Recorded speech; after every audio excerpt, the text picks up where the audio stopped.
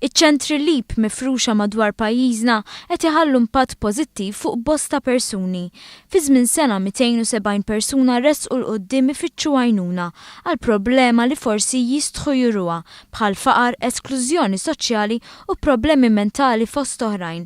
Biex din il-ħidma tkompli tilħaq kull rokna ta' pajjiżna, fl-Imsida nfetaħ is-sitt ċentru tal-LEAP li kien inawgurat mill-Ministru għall-Familja u s-Solidarjetà Soċjali Michael Farrugia. F'dan iċ-ċentru se jingħataw l-għoddot meħtieġa biex persuni żvantaġġjati jkollhom l-ispazju fejn jaqsmu l-abiltajiet tagħhom oħrajn. Ħaġa li rrimarkat Roberta Grek li ħadmet mill-qrib ma' persuni li fittxew l-għajnuna. Hemm bosta li jiġuni f'moħħi, però pereżempju jekk każ in partikulari huwa ta' persuna illi meta ntqajt magħha l-ewwel darba jiena laqqas biss ħarset lejha f'wiċċi din il-persuna, lanqas setgħet tikkomunika miegħi.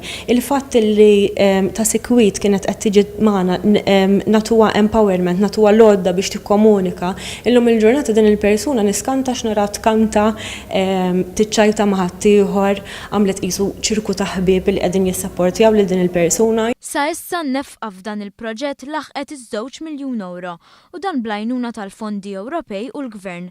Il-Ministru għall-Familja u s-Solidarjetà Soċjali Michael Farrugia stqarr li l-ammont ta' ċentri bħalissa f'Malta mistenni jirdoppja u dan biex verament ikun miġġieled il-faqar f'pajjiżna. Irrimarka li biex il-ġlieda tintrebaħ hemm bżonn li l-proġett LEAP iqarreb iżjed lejn il-komunità u dan permezz ta' ħidma m'entitajiet oħra bħal pulizija u l-kunsilli lokali. Spjega kif il-proġett LEAP għaddej minn proċess ta' analiżi biex ikun dejjem żviluppat u aġġornat. Dan jista' jwassal biex il-qudiem il-benefiċjarji jingħatalhom sostenn biex iqarbu lejn id-dinja tax-xogħol.